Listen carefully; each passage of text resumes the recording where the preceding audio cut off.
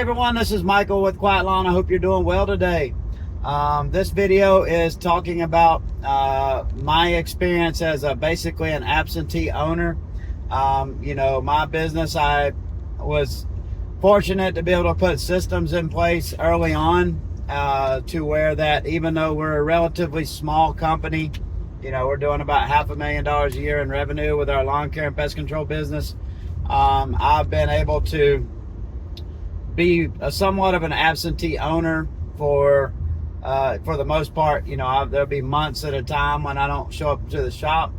Now, when I say that, I mean I'm out of the field. I still am involved in decisions with the business, but it's there for a while. It was very little time even involved in that. I'd basically handed all that off to Ibrahim and the rest of my team and our field employees. And I was focused on my martial arts school and other things like that. So, still to this point, I'm still not involved in the field. I might not go to the shop for weeks or months at a time unless it's to just check on things or to drop off some supplies like waters or tools or, whatnot. It's just rare that I go by the shop. And that's good and bad. It's, been a blessing to my life because I've been able to focus on other things. I've been able to focus on my family more, my kids. I've had a lot of flexibility to be there at important times for them. I've been able to focus on building my martial arts school that I've been building the last few years. It's been a blessing in that regard. But, I want to talk about some of the good and the bad. The downside has been, and the biggest learning curve for me is that the accountability portion. Like, if you're not involved, the adage that when the cat's away, the mice will play is very true. And I've found over the years it's very hard when you're not involved in some way to keep quality up in business. And you end up seeing your business like in all these different areas, like, not running as optimal as it could be. Your quality's not as what you want it to be or what it would be if you were involved. The efficiency's not what it would be if you were involved. Stuff doesn't get handled quite the way that you would handle it. Your customer service, might suffer a little bit because you're not there. And that's just normal, right? Because, we all need accountability. Our employees need it. I need it. That's a big part of the problem too, is that, you don't have any boss when you're the owner. So, you don't have anybody to hold you accountable. But the hardest thing for me has been that, how do you not be involved with your business? How do you lead without leading? How do you get your business? How do you get people to do the right thing? How do you get them to take ownership of your business? How do you get them to treat your business like it's theirs when it's not? And I guess that's probably the challenge for most people in the same situation. And for the first, few years that I wasn't involved, the business struggled. We didn't have the right employees, especially after COVID. It's really hard to find good employees that actually took pride in what they did. That cared about our customers, that would care about quality, that would do damage to somebody's property, hit a sprinkler head or hit a fence and actually tell somebody about it. You just get all these situations happening where, employees just don't care as much as they, probably should. And, I can say this because I've been an employee most of my life and I was a very good employee. I'm very honest. I took pride in every job I've ever had. I treated it like it was my own business. My integrity was very important to me and my work ethic was very important to me. I wasn't working hard because somebody told me to. I was working hard because that's part of my values and who I am. That's part of, part of my morals. Is that, you give it your best, you do the best you can, and that's how you get ahead. But, that's not the, that just wasn't the mindset of recent, especially during COVID and all that stuff, when employees could basically do whatever they want, mess around, call out 2 or 3 times a week, and, eventually get fired and then find another job in a couple hours. I think that's changing. I think they're starting to understand. Probably a lot of them are confused. They're like, what's going on? I lost my job and I can't find another one. That's changing with the economy. A lot of them can't find jobs now. But, still, like I said, that's what we had to deal with. But, that was my big struggle during that time. Like, our business was suffering. Our quality was the worst it's been. Our attrition had gone up, meaning the percentage of customers that canceled throughout the year. It went up around 25 or 30% when it used to be around 15%, which is about normal or on the low side for a larger lawn care business that's not just an owner operator. But we're just seeing all these things, and that started to improve like about a year and a half ago. Part of that was we started getting better systems for accountability. We started, requiring the pictures after pictures for all the jobs. We started doing the body cams, stuff like that, little accountability things that we started doing. We started doing surveys of the customers more often. We started doing P for P and started enforcing the callbacks, the yellow tickets for people.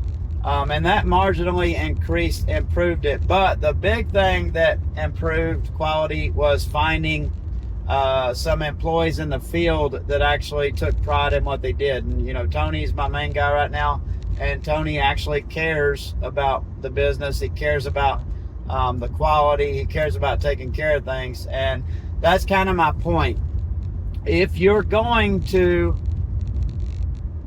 get out of involvement with your business on the day-to-day in the day-to-day operations of your business, it's very important that you have to delegate your leadership, because your business needs a leader. And that was the problem in my business the first couple of years of me getting out, is that we just were a ship without a captain. There was no leadership. So what I've learned is that it is extremely important that if you're not going to be that person, you have to delegate that to a person who is a leader, somebody that's a go-getter, somebody that actually takes pride in your business, and somebody that's going to treat it like it's their own. And part of this with Tony is like, you got to incentivize them like they're an owner. So Tony's pay structure is structured in a way that when the business benefits, he benefits financially. So that's been the big thing for me. So it's nice because I already had Ibrahim on the office side. Ibrahim's always treated my business like his, and it is partially he's a owner in this business and he's a partner in the other business as well. But he's always treated it like his own business, and he always takes pride in that. But there's only so much he can do from the other side of the world to hold people accountable here that are cutting grass or treating lawns or doing pest control. There's only so much he can do from the other side of the world. So it's really important that you have somebody, an operations person, that, one, you incentivize to do the right things, but two, they actually do care and they want to take pride in what they do. And you're going to have to pay higher for that person. I think, with the job market and jobs getting harder to find, I think the salaries that we're paying are going to come down, and I think they're going to be more reasonable. I don't think you're going to have to pay $75,000 or $100,000 to get a really good operations manager in the next couple of years. I think just like all other prices, wages for employees has been greatly inflated the last few years. When you're having to pay somebody, 15 or 20 bucks an hour to flip a burger, and then they're terrible at that. I think that's all going to correct, and then you're going to be able to get really good people for, $40,000, $50,000, $60,000 that take pride in what they do, and they'll be a good operations manager. But that is the big thing you got to figure out. If you're going to get out of the field, you're going to get out of involvement, you need somebody that's going to take care of your business, and you need to take good care of them financially, make sure they're happy. Otherwise it's been really good. It's always it's been it's a whole different learning curve when you're a solo operator. Like, it's a completely different thing than when you start adding employees. The skills that you need are completely different. The skill set you need to be a manager and have employees is very different than just to be a solo operator. And I think most people don't understand how different that is, what different type of business that is. And that learning curve was very long for me, and I'm still learning that and getting better all the time. And you can see evidence of that because I get my people stay longer and longer. The turnover is less, and that's kind of how I gauge it. But anyways, I hope that helps. It is a blessing. There's no job I could work where I could have the freedom I do, where I can move my schedule around, where I can, prioritize my kids. I can prioritize my other passion business, the martial arts school. There's no other way I could do that with a job. So my business has been a blessing. I want to continue to improve. I've got a lot of improvement to make. Our quality is coming up. Our efficiency is coming up. And we're just going to continue to implement systems to improve that, and keep hiring people that take pride in what they do. And if it's not somebody that takes pride in what they do, or it's somebody that will rip you off or rip your customer off, get rid of them immediately, because they're going to be a cancer for your organization. So we're just getting better at all that stuff gradually, as we go through this learning curve. But I hope that helps. If you have any comments below, please leave them. If you are a solo operator, if you are somebody that has employees, if you are already somebody that has figured out how to get yourself out of the field, please leave your advice below as well, so that we can help the other viewers. But thanks for watching. Have a great day.